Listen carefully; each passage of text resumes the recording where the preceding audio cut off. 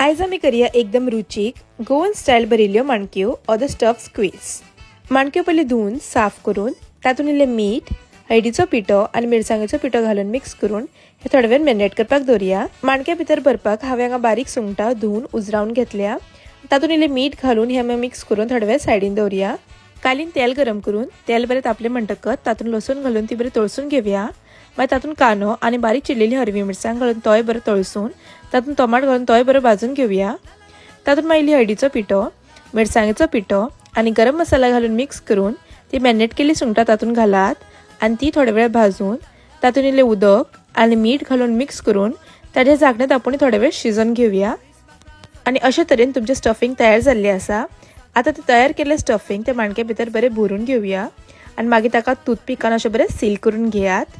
मागीर ते भरिल्ल्या माणक्यांक दोनी सायडींनी रवो लावन घेवपाक जाय।